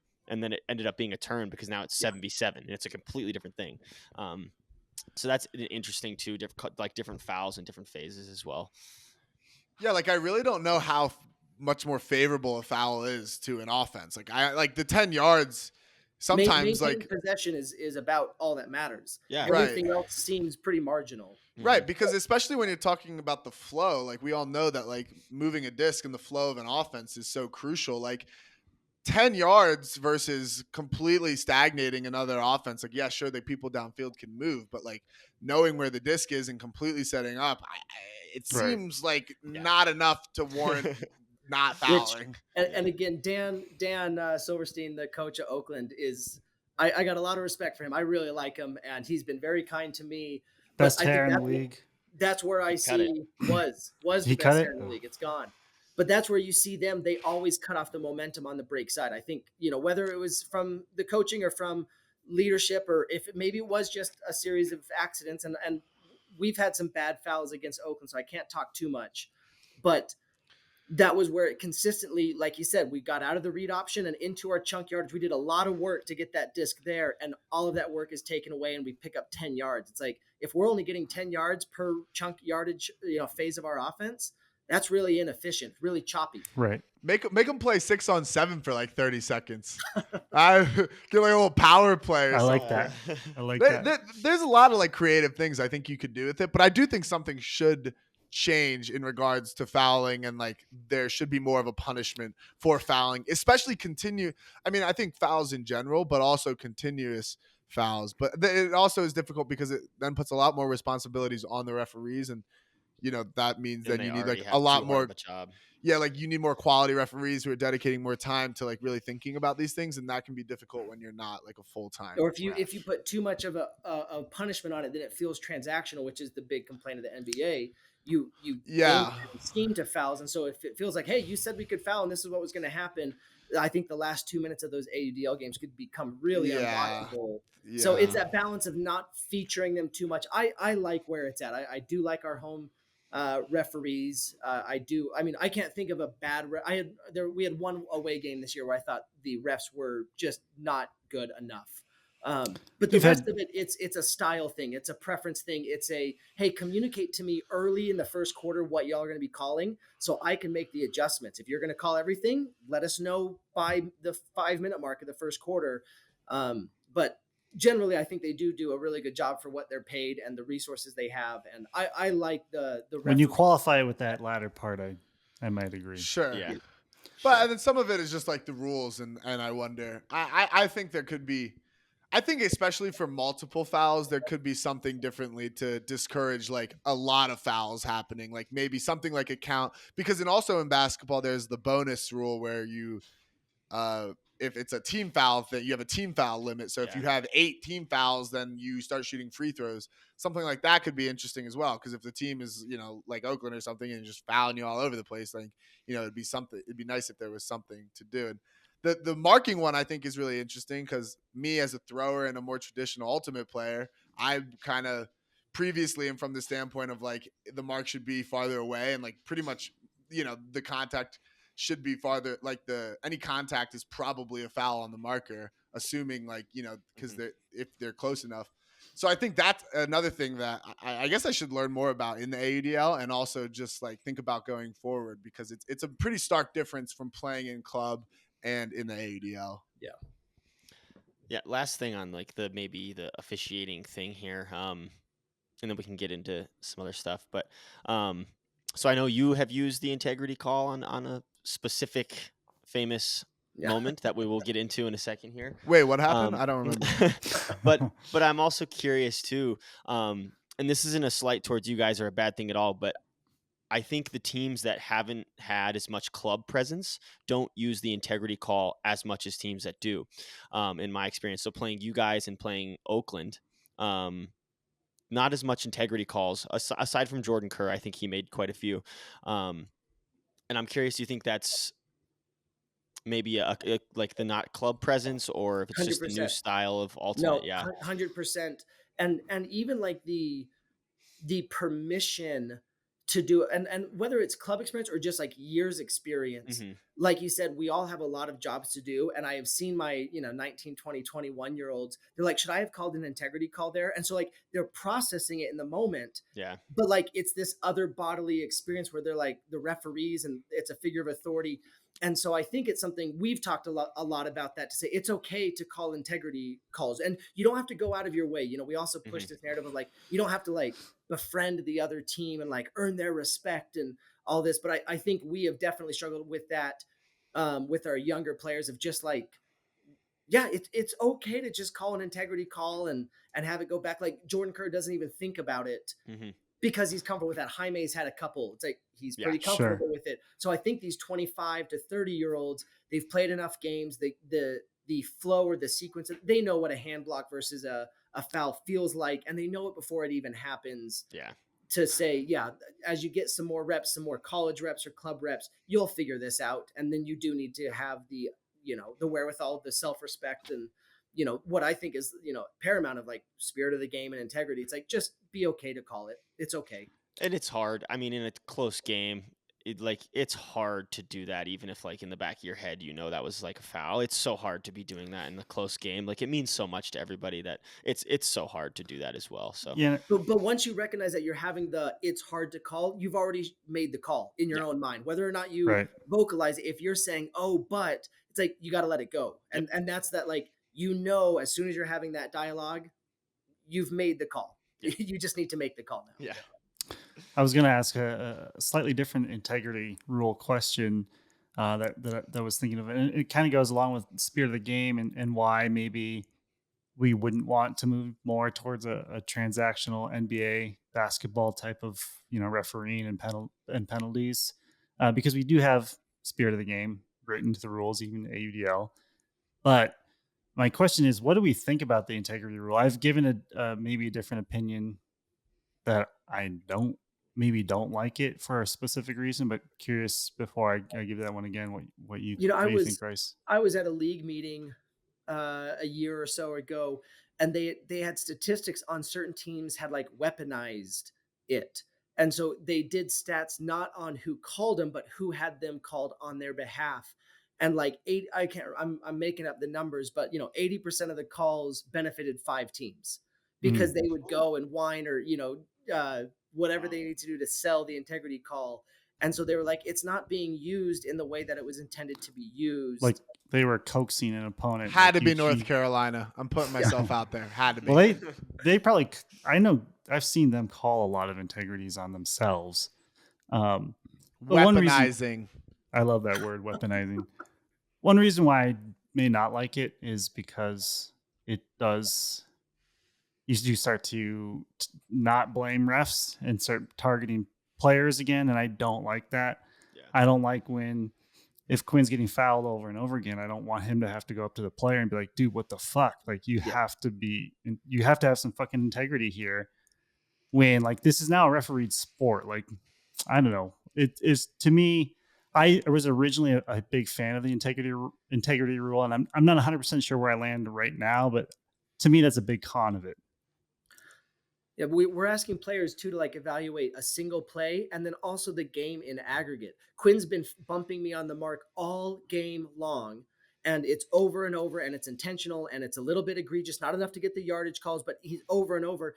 And then on his next release, I definitely hit his hand, but I'm thinking of the 15 times this game that I haven't gotten that. It's like, is that the point of the integrity rule? And then that's the clip that gets cut and dropped on Reddit, and then whoever was guarding Quinn gets blasted. Or the disc is down on this play. I mean, I think Minnesota took a lot of heat for an up down call on a disc where I'm like, I think we're taking a context of games or a context of hundreds of plays and then pulling out that one and demanding that. It puts the onus back on the player, which is good and bad. Like you said, Mike, it's just a matter of which one do we like? And are we trying to correct the game? Because referees, if any of y'all have refed before, like, you're not supposed to do that. You're not supposed to take the totality of the game. You're just supposed to enforce the infraction.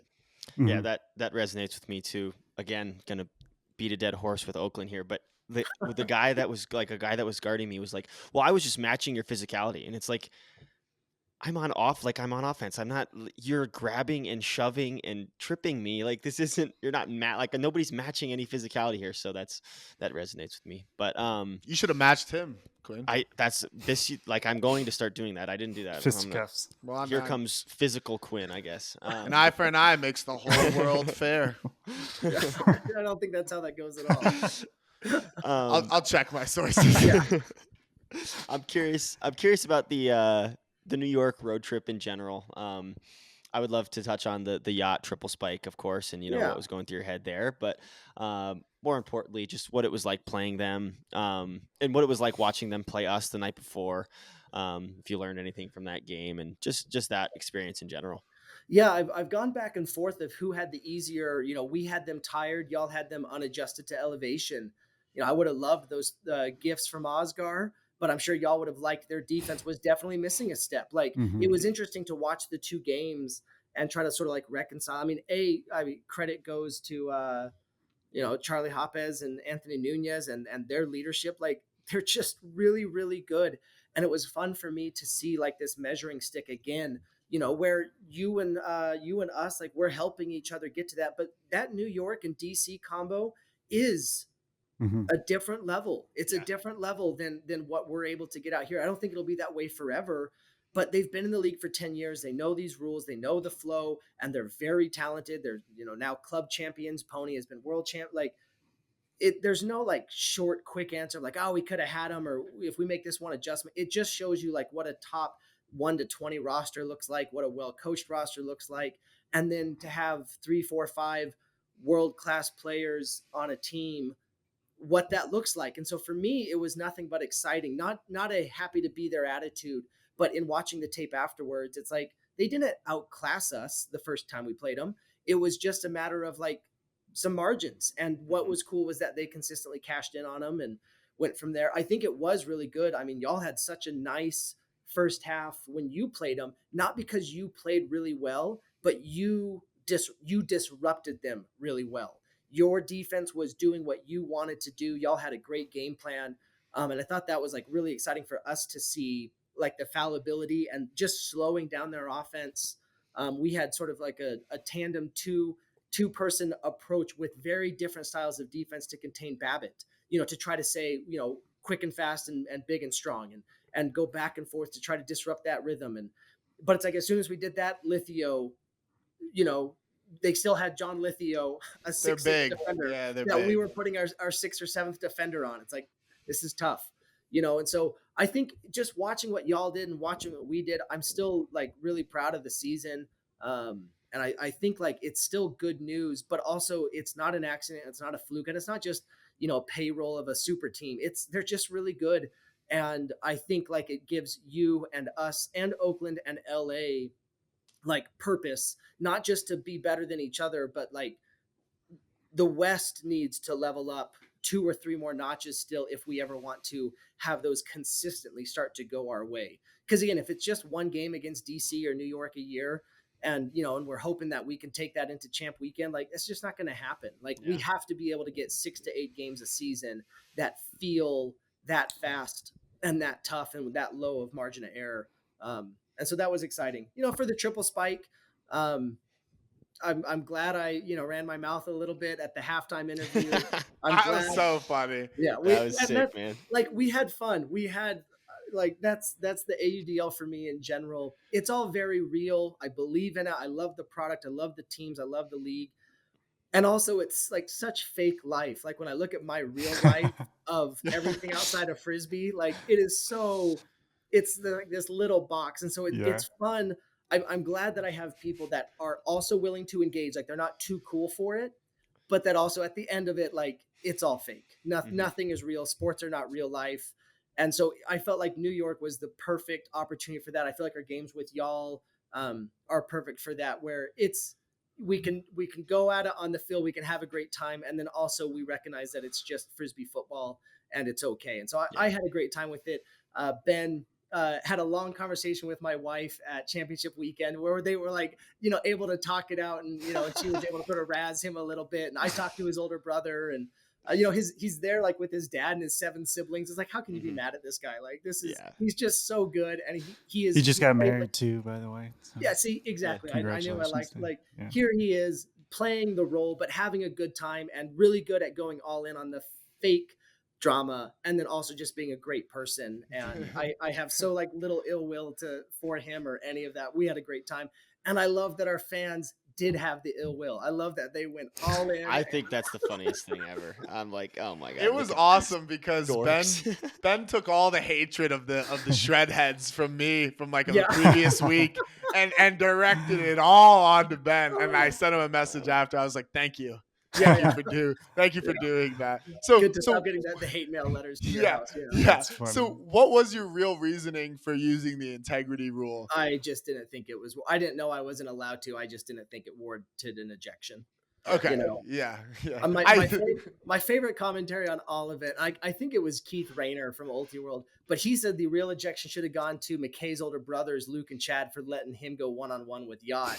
They should have been the ones out there backing him up. I'm like, see, that's how I feel about the mechanism of the game could have resolved this safely and helpfully. Instead, like McKay wandered off to the sideline and the ref got involved and ejected him. Mm-hmm. It's like, this is not what we're doing today. Today we are celebrating an end of season. We're going to have this game go, and we just wanted to play it. So it really did boil down to this. This is not what's going to happen. Yeah, that's funny. It felt like, that's really funny. That's funny. Yeah. I just have one more question here. It's on Grant Lindley. He's one of my Frisbee idols. I'm just curious what it was like adding him. I know you touched on him a little bit, but what it was like adding him and what it was like having him on your team and just in general. Yeah. As advertised, I didn't know what to expect. Like, and we have had good players come through before, even like a Clutton or a Dusty in year one, where it's like, they're game changing for us. They are just, a standard deviation better than the next person. And Grant, it's like, is he going to be more of that? What can you expect? And like right off the bat, you have these like hyper authentic conversations with him. And like, he's extending trust to his teammates and he's empowering me. I'm like, who are you? This is otherworldly. But then it was real because all season long it happened. It's not like when we fell apart in Portland, in game 2 or 3, we were down like 8-3. It was 3-3.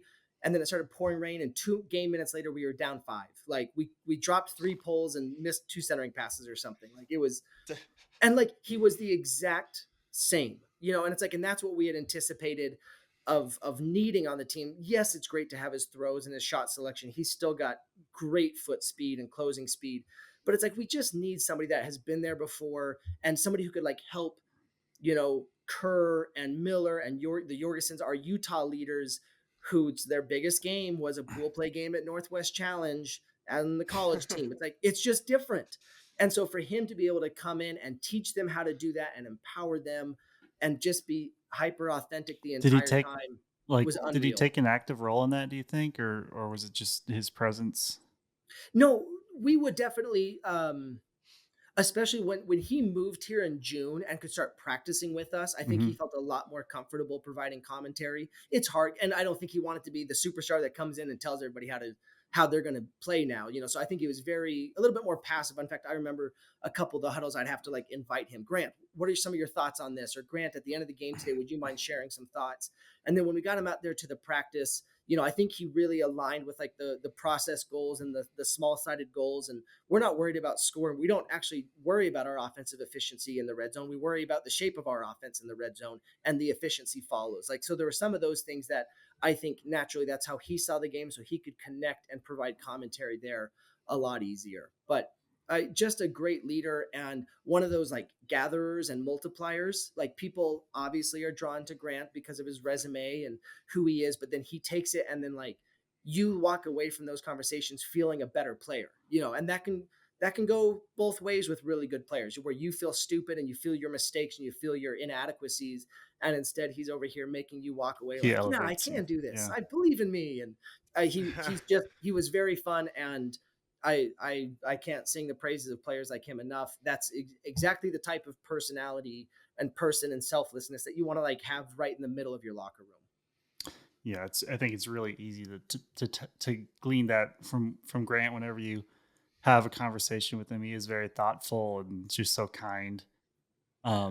This actually, what you just said, kind of, it reminds me of a conversation I had with Maddie Jackson. He was at my house a couple days ago to watch the Mama Bird Brown game at CCC. I think probably in a much different way, but he was talking about Bo Kittredge because Bo played on he played for the Roughnecks, but Maddie was on the championship team. I think that was the 2017 team, if I'm not mistaken. That was ultra stacked team, at least top heavy. I think it was pretty deep too. But what he mentioned, he actually credited Bo quite a bit, even though they were ultra stacked. But he said like Bo's presence kind of demanded excellence and this like sense of like needing to work a little bit extra, work a little harder every rep, and off the field. But he also said that Bo rarely spoke. And I happen to know that Bo's a bit of an oddball. Like, honestly, if he did speak, I don't know if it would resonate with me.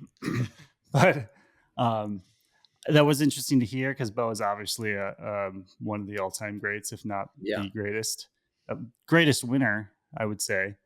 But yeah, probably a little bit different than someone like Grant, who's so thoughtful and so I think a little more charismatic than a Bo.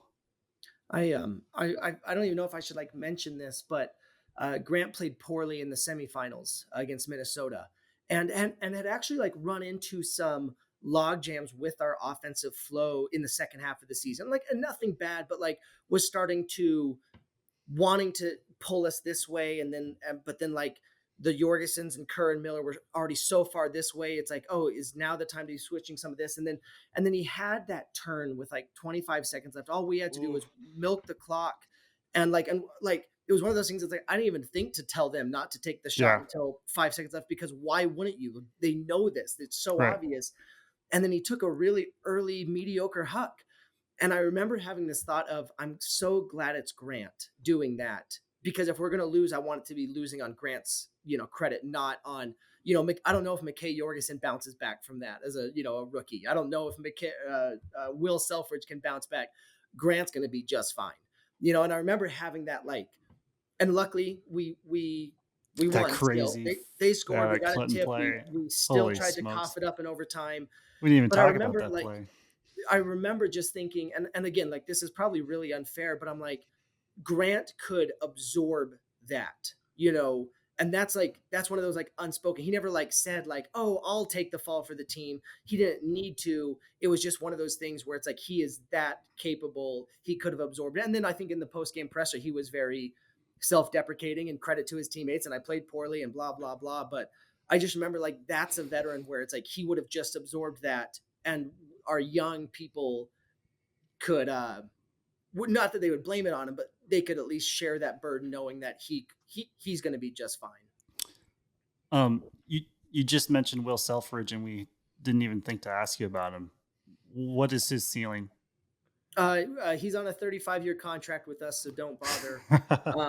I still think he is a Team USA World Game level player. I think. Oh my goodness, and I'm blanking on the name. Who's your U24 guy? He only played against us once. Calvin Stoughton.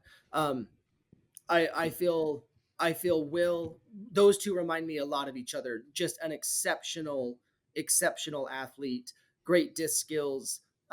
They play carefree and confident, which I mean, I have a lot of good things to say about Calvin. Watching him play for Team USA on the U24s, and then watching him here, I mean, maybe y'all know him better than I do. It seemed like one of those players that he was just immensely confident in a good way, in an additive way. And that reminds me a little bit of Will. So Will's at the U right now. He's got a great class of rookies around him. And so I think for the next 3 to 4 years, they're just going to get better and better and better. But I think Will's got the natural gifts, and as well as his habits for a 19-year-old and his patterns and processes are beyond his years, which is what tells me he has a high ceiling. We've all seen a lot of great 18-year-olds, but that he stretches for 20 minutes with a timer after every practice tells me all I need to know about him. He's got the discipline. He's got, yeah. Fucker. I know. And it's exhausting. It's exhausting to see people like that. Like, how do you? Like, how dare you? But I think he's just very talented. And again, a teammate I want to be very close to the center of our culture and our persona. Totally. Do you think that Utah team did you say Utah is where Utah, he's at? yep. I think I hope right we're after he was I hope that Utah team is going to catch up, and that Utah State's been middle of nationals now, 10th, 12th place, whatever, and BYU's been a good program for however you define that. But I hope Utah is, with that rookie class and some good coaches, is going to catch up to the other two and have a nice little trifecta here in the state. Well, best of luck to them.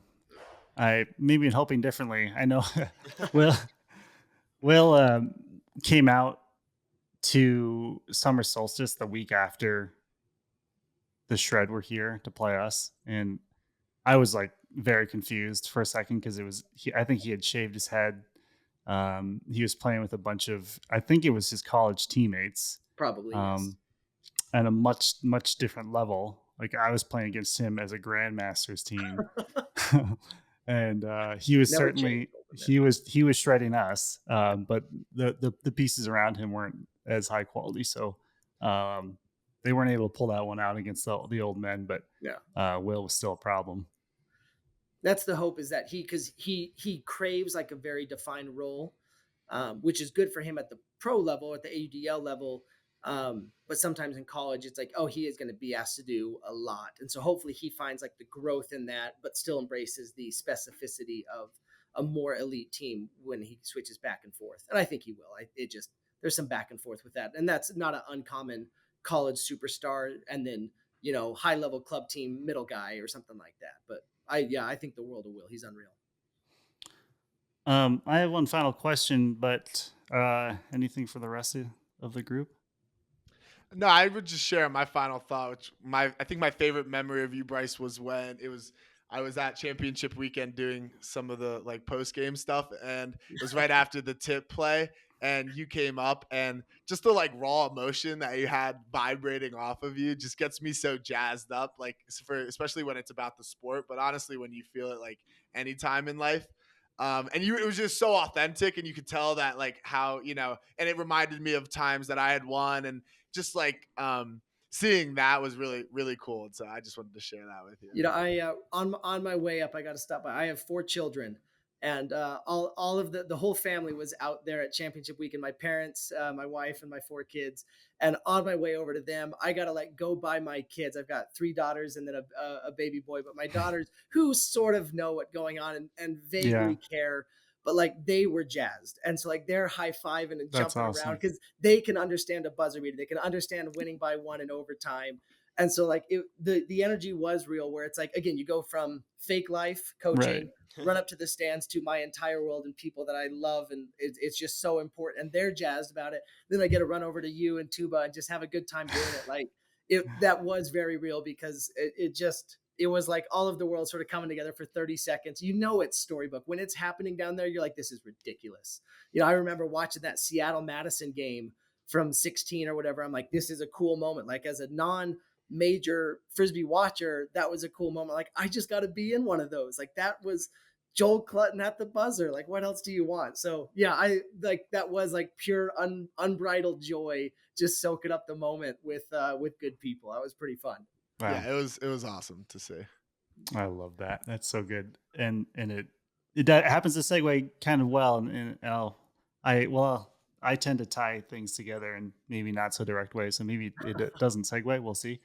But the family moment reminds me, we actually interviewed my co-coach, these TK, who also coaches these two, Tim Kafalis, last week. And he had a similar moment post club nationals with his family, in sort of the real versus fake time and what really matters. But one other thing that he may share with you is a relationship with a player. I don't know if Jordan Kerr to you is exactly like Cody Spicer is to him. They've overlapped a long time and are very close friends. But could you just maybe talk about what it's been like coaching Jordan over the last however long it has been, and what is it like watching him play for Machine? You know, I'm sure you would love to have him playing in Utah, but at least he is having great success. No, I mean, I remember working with him, trying to shop him around to these different club teams to get him the heck out of Utah. You know, like, go be free. Don't let us have the burden of trying to figure out how you make the square peg fit into the round hole of Utah demographics and club ultimate. You go play, like, get the heck out of here. And so I remember like encouraging him and helping him do that, to say, go, if you want to play for Raleigh, right Chicago, right whoever. And it's sort of a convoluted story of how he made his way to Chicago. And I don't know if I would have picked that path for him, but I think that's the one that he connected with. And I want to say Walden was the one that talked to him and just sucked him right in. And it was over after that, you know, just that. Walden's great. Yeah. Exactly. That big personality and all that. But I mean, generally I feel lucky, and I think he feels the same. I think we feel lucky that we found each other. You know, he's an absolute dork, like, you know, and just like who he is and all of that. But like, it's fun. Like, he's a Frisbee nerd and he really enjoys it. And I think that's been fun for me to share that with him. And Jacob Miller is like not as fun, or, you know, he's sort of mean and grumpy sometimes, all the time.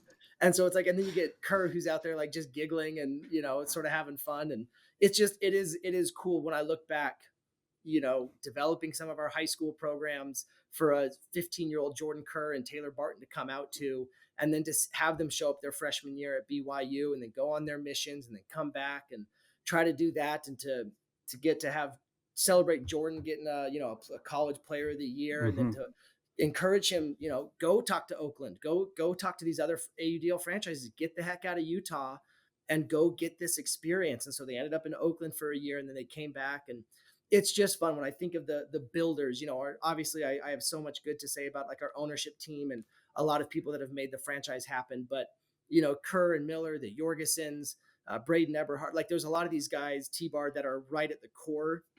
And when I think of like the why of like, it's a lot of time and a lot of money and a lot of energy to make an AUDL franchise happen. But it's like, I think of those faces and I'm like, this is worth it. Like, this is so fun to get to do this, to like get to share this together. You know, Devin Terry is who took over the BYU men's program. And I've coached him for 8 years on BYU and then club and now shred. And then he's coaching out there. It's like, this is cool. Like, I hope he is enjoying getting to do this. And I've seen Devin turn around and like multiply his efforts and his time to like help serve the next generation. And so it's special. It's fun. I'm like their biggest cheerleader and also their head coach, when I need to, and when I need to like help guide them and provide them good environments. But yeah, Jordan's a special player. And truthfully, I want to say that like group of special players has grown from 2 to 10 to 20 now. Like, it's been good to not coach BYU and to pull like guys like Jay Stunabile and Huff. It's like, I didn't coach them, but like, man, I love these guys now. And we're only 2 years in. Hopefully we can do this for the next 5 years. Right. And that group's going to be even bigger and even broader. Some of those Utah State guys coming in and getting to know them. It feels like it was like the 5 of us making it happen. And now it feels like the 20 of us making it happen. And hopefully we get to 35 or 40 of us here pretty soon. Yeah. Do you think Jordan would be as good if he was right-handed? No. Yeah, You don't even know his name. You don't even know his name. That's what I think too. Yeah. That's funny. Well, Bryce, thanks so much for coming on. Honestly, these conversations make me so thankful that we're doing this podcast, because having the opportunity to chat and like we've had so many good and thoughtful people on, and hearing how down to earth you are, and effusive you are of other people and other teams and other coaches. I think I just couldn't be more impressed with what you're doing out there in Utah, and honestly everything that you explained over the last couple hours. It's super impressive, like just blowing me out of the water. So props to you, and thanks a ton for being here. I appreciate y'all's time. I love the idea of something like this. It's the peer voice is so fun to listen to and such a fun medium. So I appreciate y'all, and the praise is reciprocated. Appreciate what y'all are building, and it's fun. We're in the middle of nowhere together, and so I think it's important that we keep growing together and figuring this out, so we can get rid of New York and DC. Club or college or AUDL. Awesome. Cool. Sweet. Well, thanks again. Okay, appreciate it. Thank you, Bryce. Peace out. Peace.